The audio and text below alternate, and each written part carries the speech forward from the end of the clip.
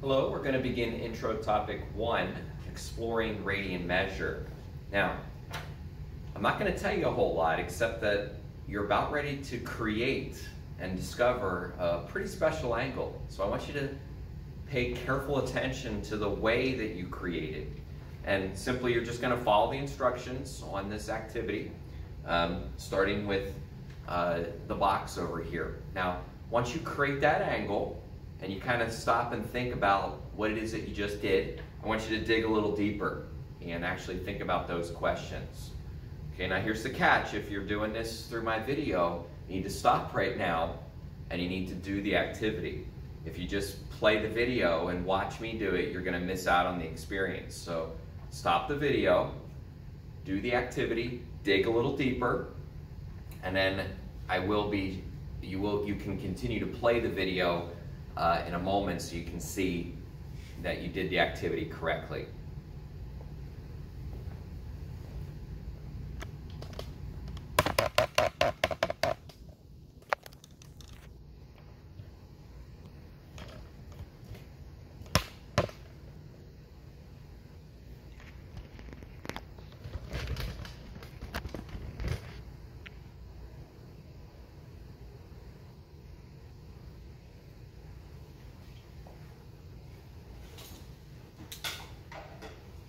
Alright, so it looks like I'm supposed to draw any radius. I really can draw the radius any way that I want, as long as it's from the center to a point on the circle. Mark its endpoint as A. Now we're going to cut or mark a piece of string to be the same length as the radius. Okay. Trusty scissors. See if I can get that to actually snip. I don't get the pieces confused. This is the piece that's actually the length of the radius. Now place one end of the string at point A and carefully place the rest of the string on the circle and mark the end point as B. Alright, so I'm trying to place the string on the circle. The string's not perfect here, but it looks like I kind of have it somewhat like an arc, and so my string's curved. I'm going to mark that endpoint as B. Carefully draw a second radius from the center to this point B. Now we're going to label the central angle produced from these two radii as angle R. So that's an angle. It's a central angle because it's made from the center, and we'll call that R. All right, use some method. I can come up with a method to determine how many R's, how many of these angles are required to make a full revolution. Okay. If I had a protractor, let me go get a protractor, because maybe I can actually measure that angle.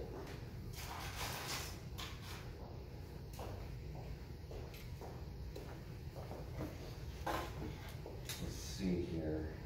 I measure this angle. I need to extend the line. I see that a little better. Looks like the angle is somewhere around 60 degrees. Maybe a little less than 60. Alright, so here's two angle R's. Okay.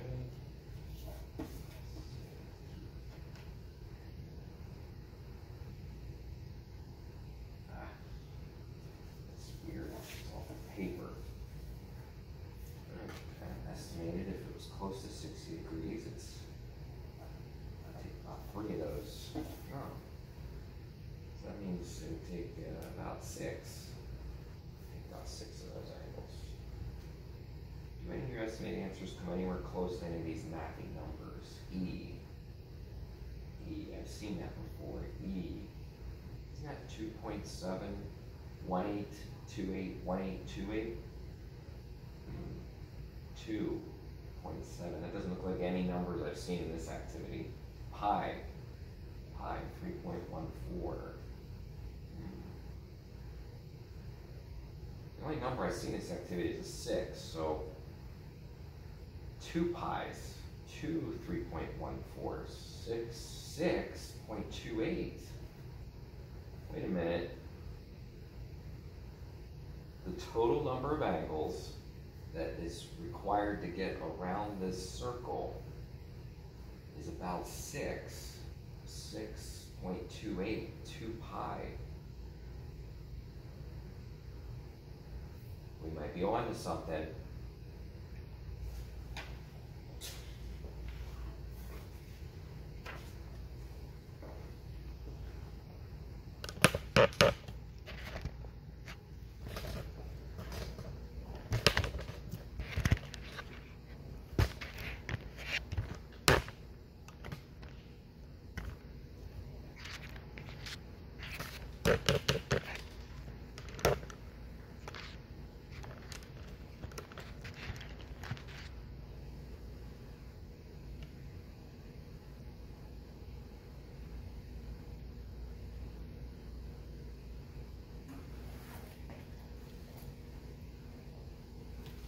All right, now at this point in the activity, we would discover that we're ready to put this all together. Students would be ready, and maybe you too would be ready. So it definitely is true that the number of those angle R's that we made, which by the way is a special angle, the number of those that it would take to get the whole way around a circle appears to be right around 6. Now you saw me use a protractor. Sometimes students would take their string and kind of lay it around the outside, but ultimately we discovered that it takes about 6 of those angles. Now I keep saying 6 because it's not exactly 6. It turns out that it's 6.28. It turns out that it's 2 pi. Now, for the rest of this activity and for the rest of this year, anytime I say pi, make sure you realize that that's a number. And if I say 2 pi, that's a number. And so it takes 6.28 of those angles to get the whole way around the circle. Pretty special, pretty special. So what is this angle? Well, if you look at the bottom, the little fill in the blank, angle R is a radian. That angle that you made, that is a radian. In fact, it's 1 radian, and that's why that it is approximately equal to, does anybody get it? Sometimes we'll have a student discover that you can actually take 360 degrees and you can divide it by 6.28, you can divide it by 2 pi, and you come up with 57.3 degrees. So that angle that we made, it's pretty big, it's 57.3 degrees, and that is 1 radian. The total number of radians, moving to the next line, that it takes to fill up 1 circle, 1 revolution, is exactly 2 pi. Now what you want to get right now is that radian measure is just another way. It's just another way to measure angles. Okay? And you're going to discover that it's a pretty special way because it was made using some pretty special connections to a circle, which is our fancy definition. Do you think you could fill in that definition? Students that can fill this in are able to go back through the activity and think about what it is that you did with the string and the straight edge. Go ahead and see if you can fill in that fancy math definition.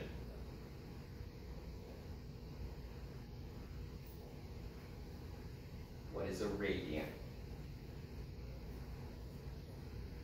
Now, a lot of times, if you thought about this on your own, you'll be able to discover that the second fill in the blank is the length of the radius. Key idea, the length of the radius.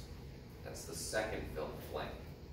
The first fill in the blank that you catch is a central angle. So we make this central angle when the length of the radius is equal to something. It's equal to something. What did you do with that radius? You laid it on the outside of the circle, right? When you lay something on the outside of a circle, when you think about the measurement of an outside of a circle, we call that an arc. That's your last fill in the blank, an arc. So what kind of arc is it? And it's kind of a fancy geometry term. We call it an intercepted arc. It's an intercepted arc. So look at the definition with me. A radian, it's a central angle. It's an angle made on the inside of a circle when the length of the radius is equal to the length of the intercepted arc. Now, before we go any further, will this always be the size of a radian? In other words, what if we have a really big circle? Well, what kind of radius is a really big circle going to have? Yes, a big radius. So what kind of arc is it going to have? Right, it's going to compensate. It's going to be on the outside of that big circumference. We're going to end up drawing the same 57.3 degrees. A radian is a radian is a radian. It's always going to be that measurement. And that, of course, is why it's pretty special. Ready to go a little further with me here? What we're going to do is we're going to start to think about how you can divide up a circle using radians. If you flip your paper over, we have a blank circle, and we want to start to kind of divide it up. Now we're going to divide it up by using our main fact, that is that 2 pi radians is always equal to a full circle. 2 pi radians is always equal to a full circle. So it makes sense to start with that. Actually, it would make sense to start with 0 radians. Now, here's maybe one of the first times that you realize that we don't have a symbol for this. Don't say 0 degrees. Okay, it's 0 radians. We actually don't have a label for it. But if I go all the way around this circle, yes, I would have went 360 degrees, but that is the same as 2 pi radians. That is the same as that amount of measurement. Okay, so everything's based on 2 pi. So what if I go halfway? What if I only rotate halfway around a circle?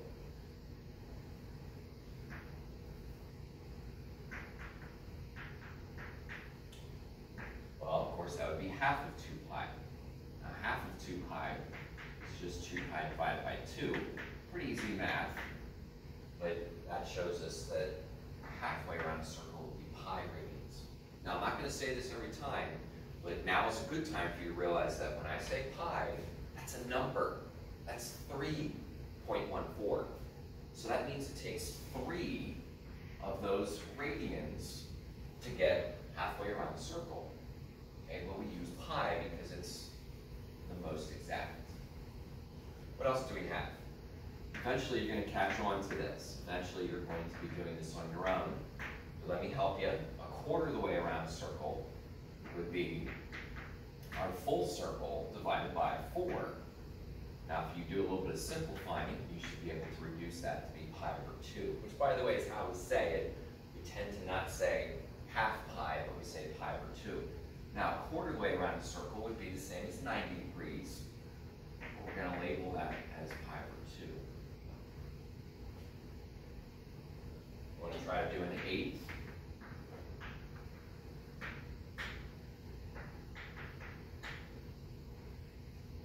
That's right, you should just be divided by 8. Do a little bit of reducing, and we end up with pi over 4. Now, an eighth of the way around a circle would be the same as 45 degrees.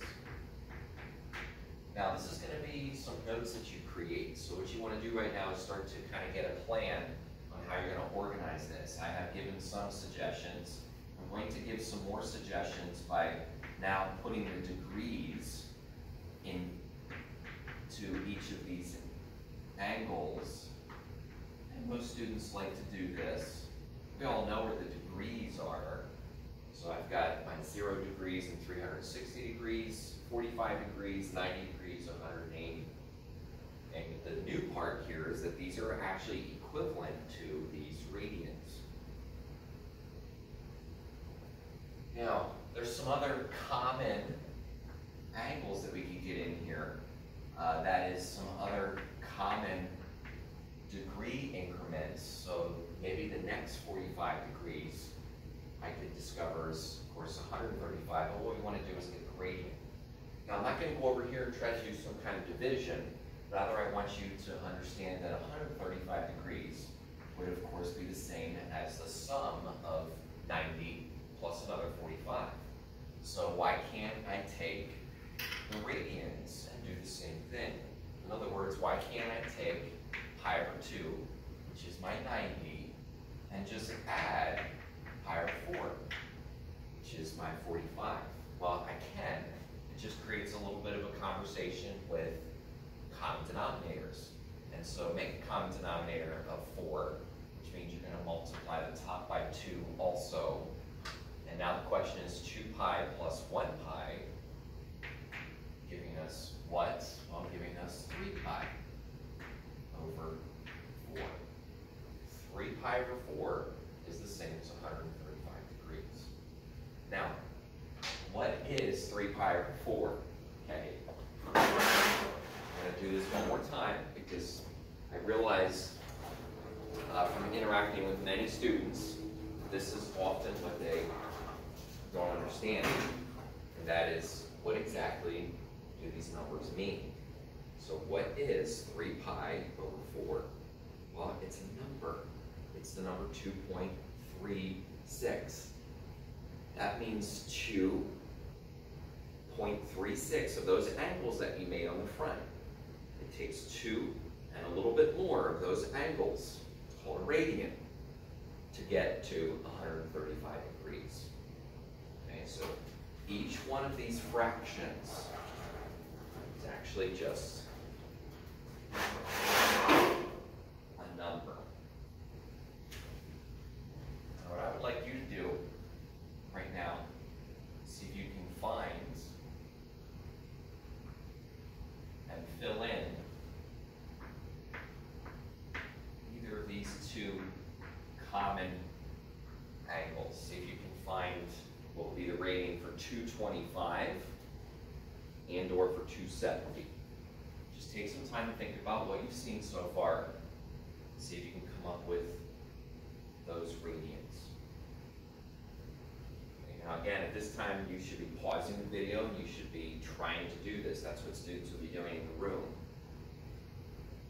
Obviously, if you're not sure, we're going to go over it, but you got to think. One of the main things you're going to be doing this year is you're going to be thinking, you're going to be trying. Now, if you're saying, I want to do it, but I'm just not sure.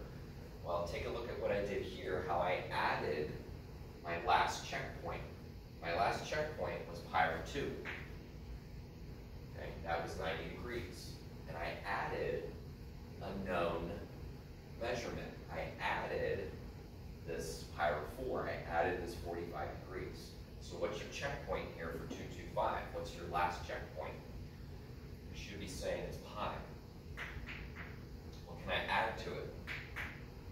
Well, I would have to add 45 degrees, which is the same as pi over 4. So I'm going to add a known increment, a known measurement. And now we just have ourselves a little common denominator math. Yes, you need to have a denominator of 4. I hope you just multiply the top and bottom by 4. Add the numerators, and you get 5 pi over 4. About 270. 270, if I wanted to, I could go back to my last checkpoint. If I would like, I could go back to pi. But this time I'm going to have to add a full 90 degrees. Well, 90 degrees is pi over 2. This time I just need a common denominator of 2. And that'll give me 3 pi over 2.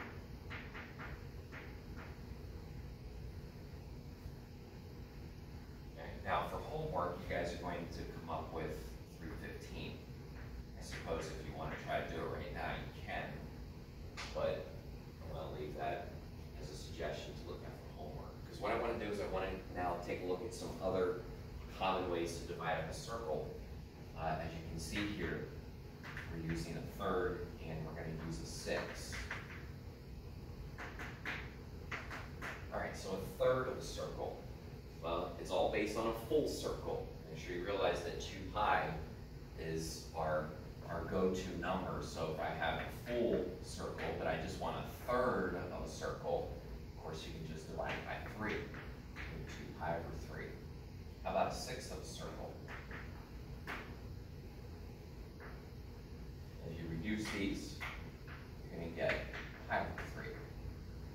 Now, where is a third of a circle? Okay, well, a third of a circle is just a third of a full rotation, a third of 360. That's 120. Okay, you can use your calculator to kind of follow along, but 120 is a third of a circle, and that's the same as 2 pi over 3. That's the same as 2 pi over 3.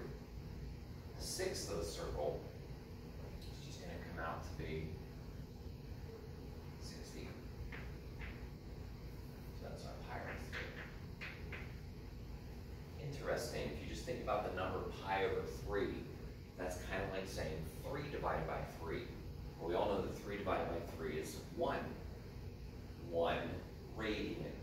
60 degrees is really close to 1 radian. It's actually a little bit more. Okay, but pi over 3 is just a number.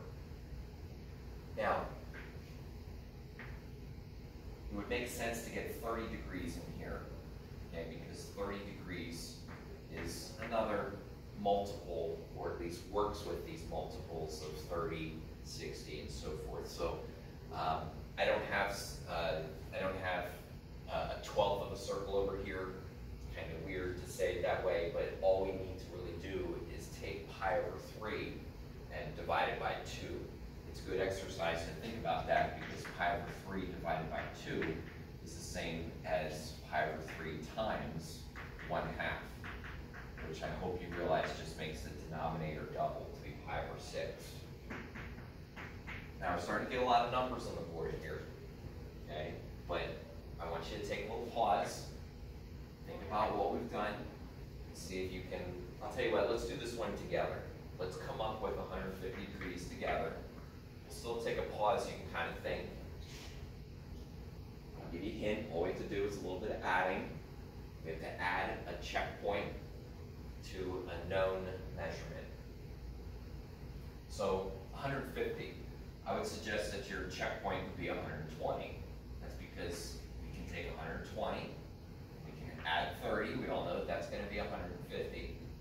So 120 is 2 pi over 3, 30 is pi over 6. Get ourselves a little bit of a fraction discussion here. How do you add 2 pi over 3 to pi over 6? By the way, without a calculator, that way we can write our answer as a fraction, because that's going to be the proper way to discuss and to give these radians. So 4 pi plus 1 pi is 5 pi over 6. Now 5 pi over 6 is the same as 150.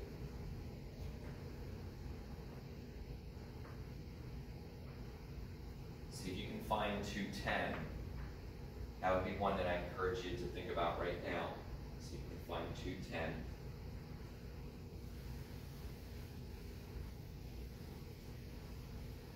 And if you think you're on to this, then you might want to see if you can find 240.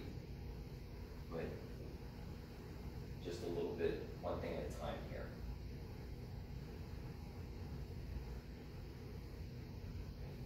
Listen, when I say a known checkpoint, checkpoint could be anything. I see pi, it's kind of big and bold here, it's equal to 180. And all I have to do is add that, add 30 degrees to get to 210. So 30 degrees, we already found that to be pi over 6. Are you starting to catch on? Common denominator, that gives us 6 pi plus pi, which is 7 pi over 6.